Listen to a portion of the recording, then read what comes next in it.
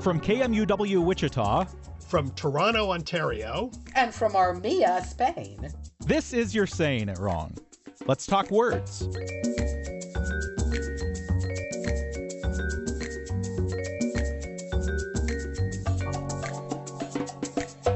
Let's talk about the summer.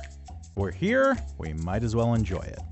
I'm Fletcher Powell, host and producer at KMUW in Wichita, Kansas, and joining me as they do each week, language experts and New York Times bestselling authors Kathy Petrus and Ross Petrus. Well, hello, Kathy, there in Spain. Ross, you're there, of course, in Toronto, which is in Canada, by the way. It's summertime. I don't know that Ross really understands what summer is up there in Toronto, but Kathy, I do know that in Spain you definitely understand summer. Oh yeah, and we had to come a little early. Yeah. It's actually the weather service here issued a whole statement because apparently you keep seeing articles saying, "Oh, this is normal to be this hot in Spain at this time of year," and he's like, "No, it's not. This is abnormal. We're way over. Just shut up. Shut up. It's hot." And then it is.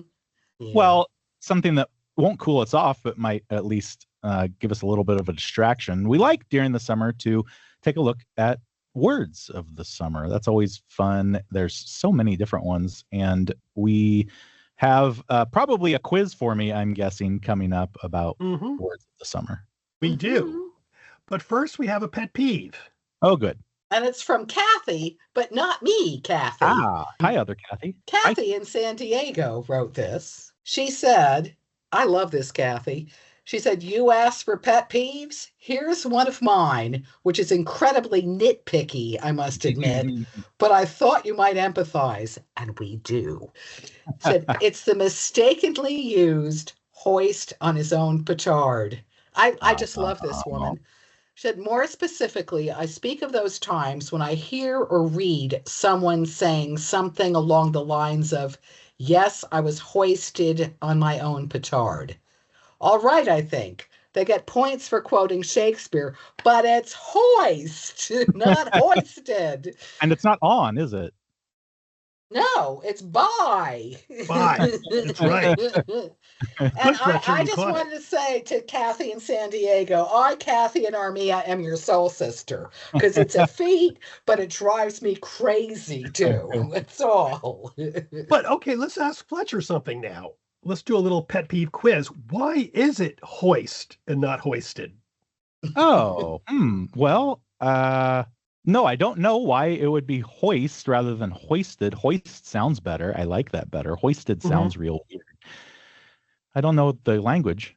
Okay, it's interesting, Fletcher, because there's an old word in English, a verb, hoise or hoist. Oh, so hoist would have been the past tense. It was the exactly. It was the past participle of a verb that's now obsolete, hoise.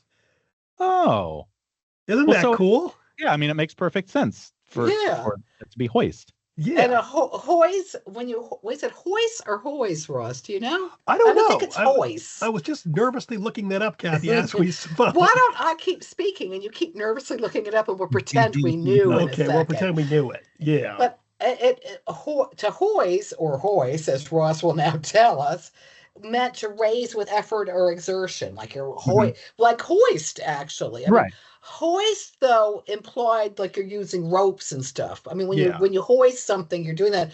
Hoist was not that. Hoist, you could you're raising with effort. It could be you're doing it with your hands, presumably. Right. I mean, which goes to the idiom, actually, because you're hoising, you're lifting a petard, which is a bomb, onto a door or something, and sometimes the bomb goes off too quickly, and you are the one who is hoist. Right? Indeed. Now, I believe it was in Hamlet where some poor soul was hoist. As we were talking, it is hoist. Okay, so it's like Soys, as in Dr. Soys. Wait, a Z sound? Yeah. Oh, it's hoise. However, the one thing that, and then apparently then it came into New England, and people also said he's in Scots and New England talk too, as well. I didn't know that. Yeah. which is interesting. I didn't realize that. Yeah, I'm I'm just actually seeing curious. I'm they would curious. chant. Okay, because I'm seeing the 15th century when they pulled their ropes, they would do how he's a, and then he's a became hoist, and Yeah, then the hoist became the verb. but the Old Norse, it was hisa up. But is it Old Norse? I don't know Old Norse at all. Is it hisa or hisa in Old Norse? If there are Isa. any Old Norse speakers out there, let us know. So, I'm sure we've cornered the Old Norse market to a demographic. we found one time I was at the library book sale. I found a book, Old Norse, like a grammar of Old Norse. So we put it online to sell. It sold instantly. So I guess there are people who are really into Old Norse. So Let me ask I you wish I'd something. kept the book. Let me ask you, when people say, let's leave aside the hoisted or hoist right now, but when people say hoist on one's own petard, what do you think they're imagining? I think they're picturing like a stick or something. I'm not kidding, like that you get caught on and you raise yourself on it somehow, you Yeah. winch yourself up. That's what I always pictured, I like think- someone caught by their shirt, maybe. I think Yeah. you're right. I think that's a yeah. good one, Kath. I think I think that's so, good. too. I think so too. Do you think, would you in that case imagine that your petard is your shirt? It's either your shirt or the thing that you're caught the on, I would hook, think. little hook yeah. or Like something. I sort of think of a harness. Okay. And you're like Oh, I lifted never up by your pictured a harness. That's funny. I That's never what I'm pictured a picturing. harness. If I don't know. I sort of something winched up on a harness is what I picture. And I Oh. get it. I get it, because when you hoist something, you don't think of a little bomb going off and blowing you up into the air. No, Which is exactly what it means. I mean, that Right, actually, you just, right. I was going to say that the one key thing is when you're hoist by your own petard, the bomb blows up and you're going Yeah. boom. You just, That's what I'm talking you're, about. you're Yeah. like But Bugs when we Bunny. think about hoist now, we're thinking about pulling the rope and Yeah. lifting something heavy up, right? Yep. Mhm. I gotta So I guess it makes sense why people would get that wrong, on instead of with or by. Is it with or by? By? buy. Yeah. Hoist by your own Yeah. petard. Yeah, the petard is hoisting you But Right. one minor quibble. or has we're hoisted talking. you. Well, one Hoist minor you. quibble. We're talking here about an idiom, which is obviously hoist. But to be really technical, hoisted. I mean, hoist is a verb now. So you could argue you're putting it into modern English. So you are hoisted by your own petard in this case. Well, if in you're a putting it weird in way. modern English, you're just getting blown up by your own bomb.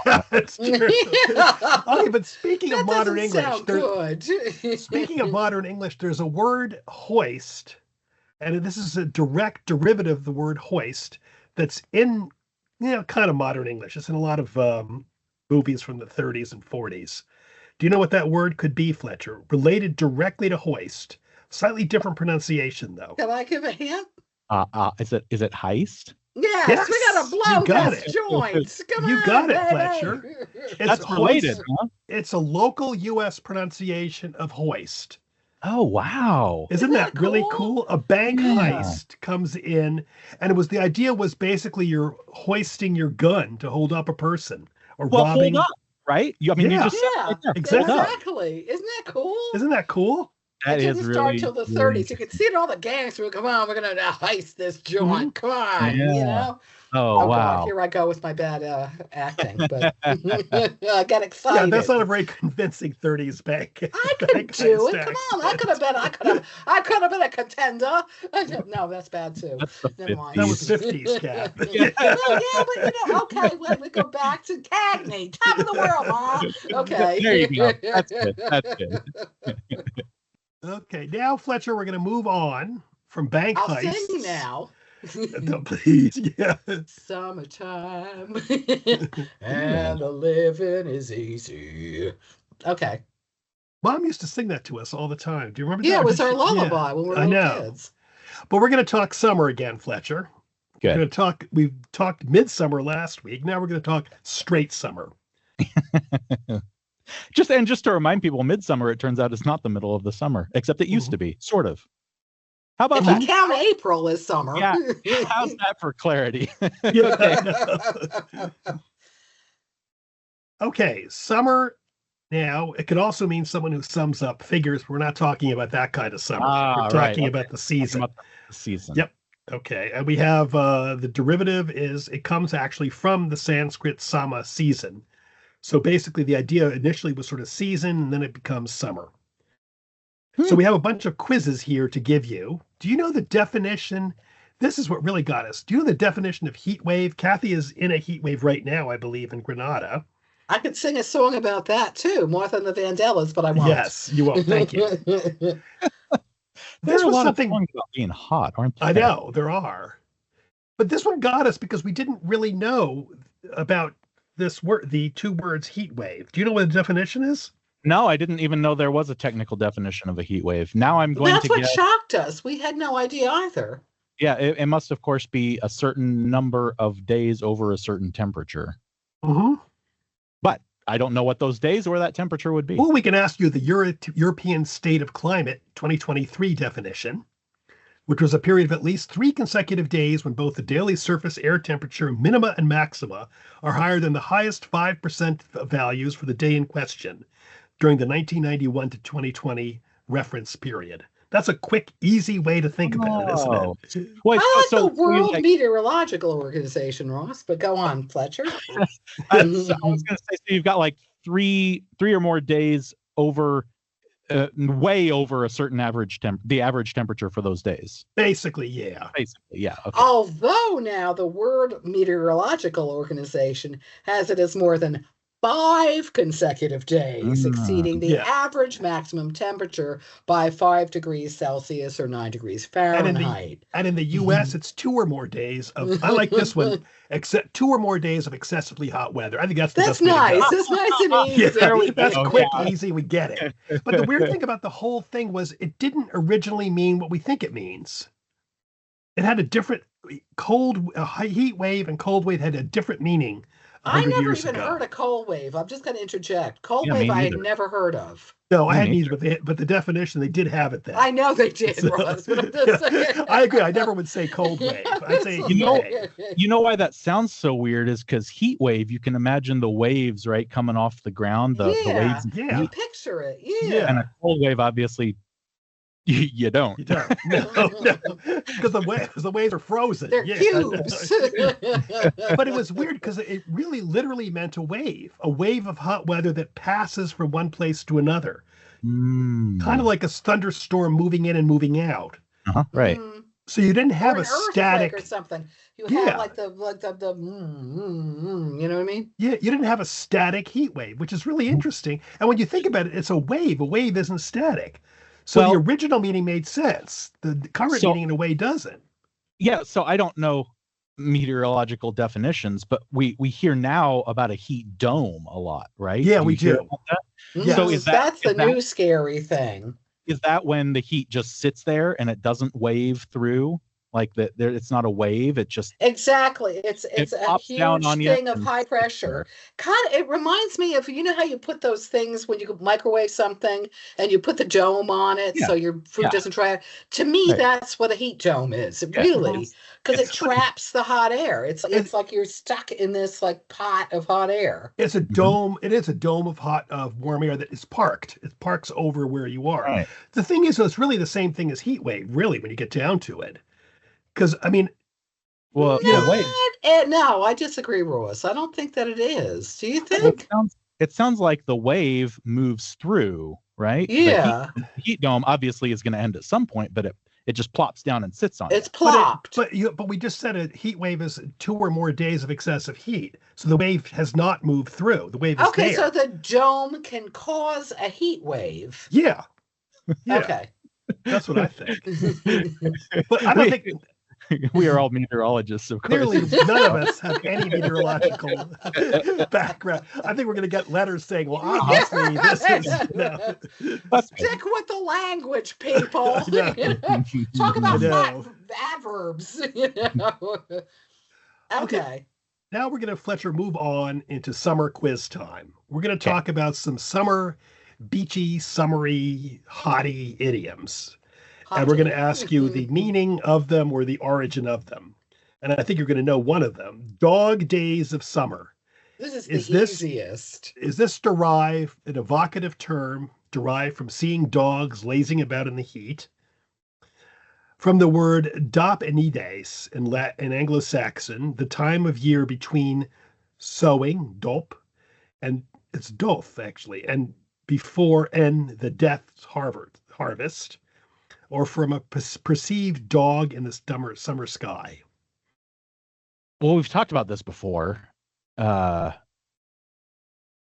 and none of what you just said sounds anything like what I thought we'd talked about before. The closest thing is the perceived dog in the summer sky, because Yeah, I gotta say, I thought it had Ross, something to do with Sirius, the dog star, right? Yes. Ross got a little clever with that.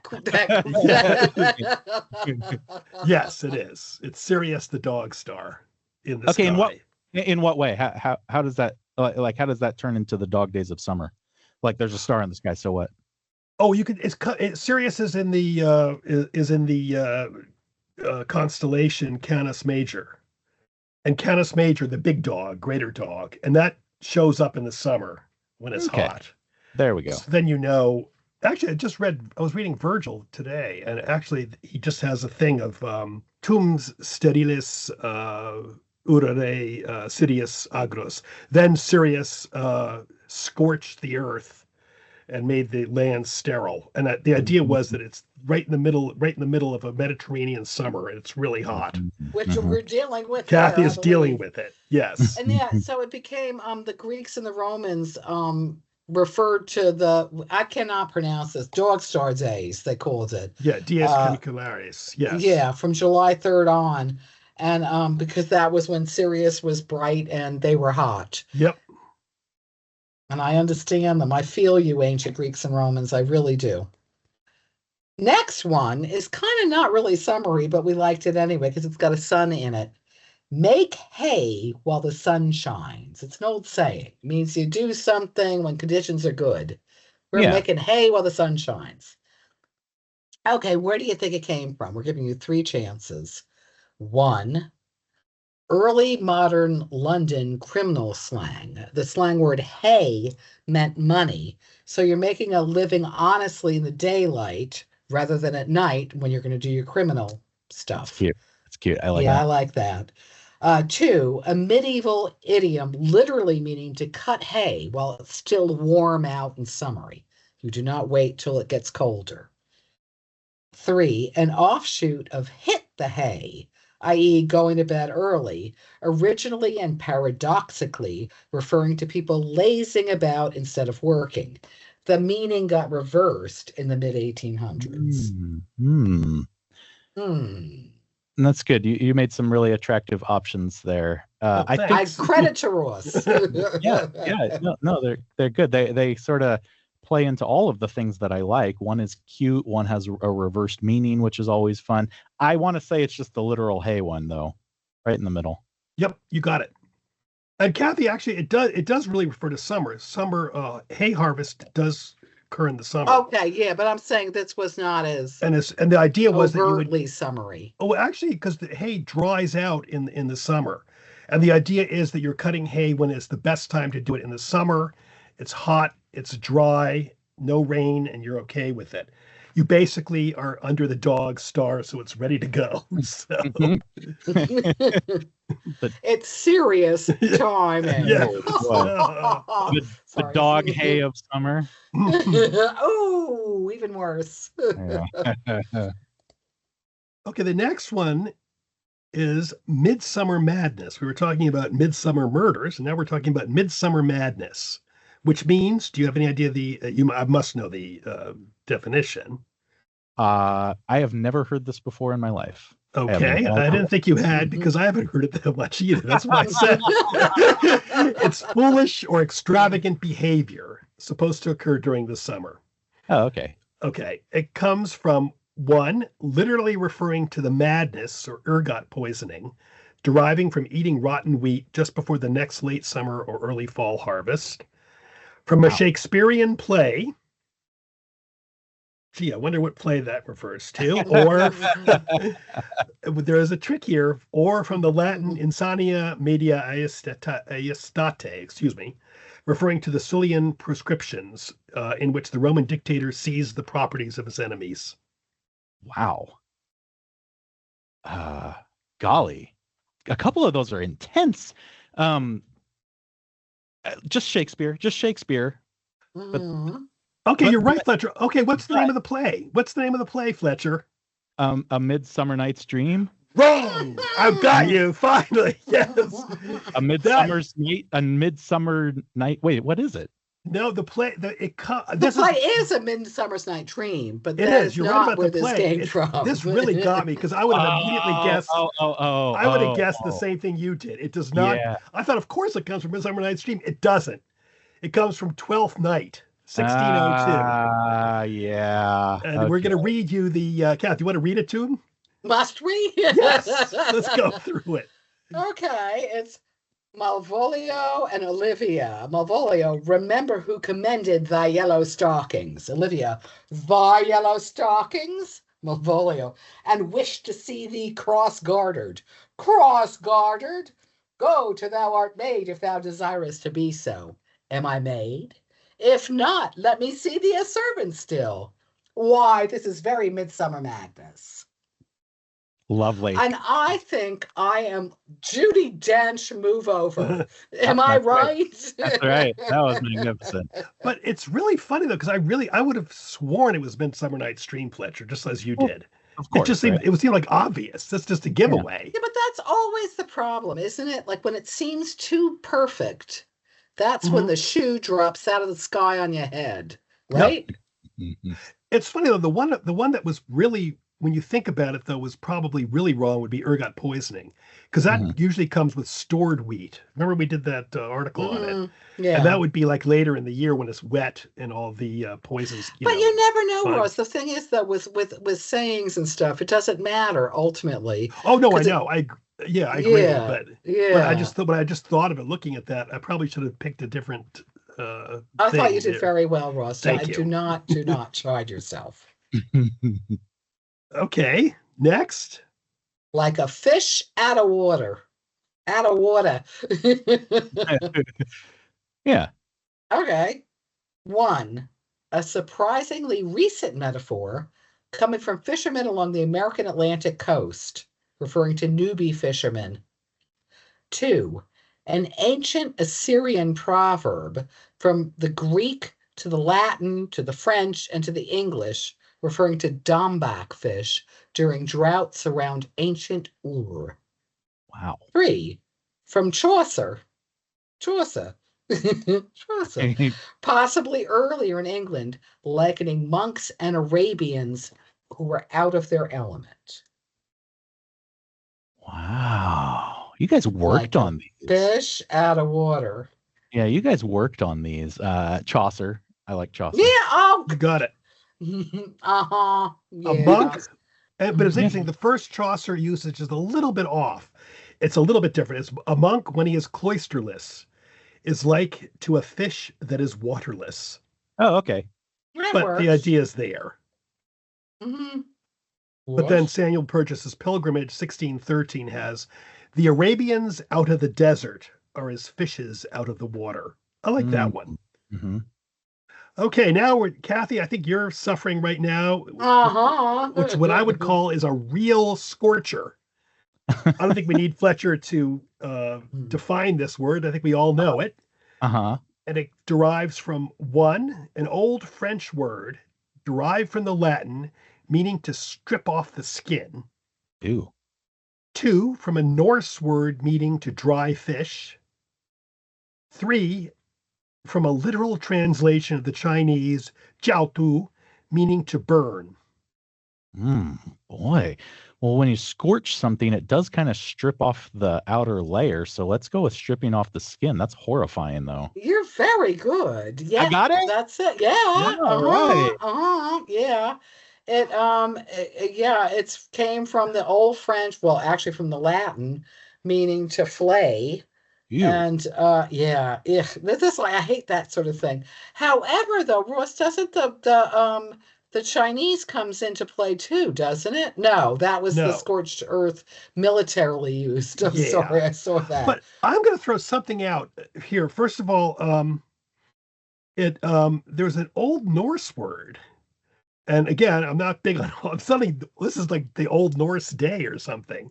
But there's an Old Norse word, skorpna, which means to be shriveled, which comes then to, they said, goes into Old English, which is screamon, which means to shrink, dry up. So oddly enough, when we had that second definition, and this is just a real speculation, from a Norse word being to dry fish, I do have to wonder. Maybe people are looking at Old Norse people scorpioning their fish, drying them out. But I don't see the scorpioned fish as much as a scorcher. Oh, that no, to me would, I'm really if it's, I know you're out. joking, but I mean, I think scorpna should be used from here on in by all of us as shriveled. That's right. Because But I just want to see, because the fish, like when you dry, I mean, you saw them in the Northwest. You're drying, salmon. They get all I didn't really shrunken. see that much because I'm not a fish girl. I love so fish. I love dried fish. I do not care for fish. A scorpna fish is my day. I mean, a scorpna. No, I don't. I move the scorpna fish over, give me some cheese and some wine, a little bread, and I'm happy. No scorpna fish. I also don't want excoriated fish for that matter. Okay, moving on. This is going from scorched to going to cool as a cucumber. Calm or composed, self-possessed. Right. Now, where did this come from? One, an old farming metaphor from the ideas of cucumbers kept cool under straw and ice so they would not scorpna in the barns. Okay, from an early 1700s John Gay poem referring to cool as, well, cool, not as in warm. 3, from an old Greek proverb, cucumbers should be eaten cold. Revenge should be hot. I always understood that revenge was a dish best served cold, but yeah, but there apparently weren't a Greek people that said that. Not if you're Greek. Yeah, right. We want it hot, baby. Okay. This is a little tough. I want to choose between the first two. Sorry to the Greeks. Let's just go with the poet. It seems a little silly now, but maybe once upon a time that was a nice little flourish. Yep, you got it. I'm upset. I did that Greek proverb, and I actually tried to write it. I wrote it in Greek, and I wrote it in modern Greek instead of ancient Greek. So God, I'm really glad you didn't read it out. Believe it or not, it had no problem with me because I just went bloop over that to the end. Yeah. Greek writing. I'm going to read it. Sorry, I was going to translate it into English, but it was still not. It was wrong. It was bad. But yeah, Fletcher, you're right. It's British poet John Gay, new song on new similes in 1732. Cool as a cucumber could see the rest of womankind. And the idiom apparently is based on the fact that in hot weather, the inside of a cucumber remains cooler than the outside. So you're right. Although it doesn't have anything really to do with summer being cool. It's really more just calm, self-possessed, really.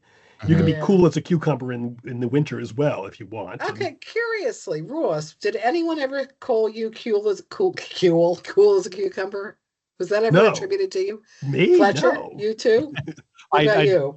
No one ever said that to my face, but maybe in private, away from me, they've said that. Yeah, you seem kind of like that. We mean either, Ross. I'm with you. You and I are hot, and we're hot as revenge should be hot, Ross.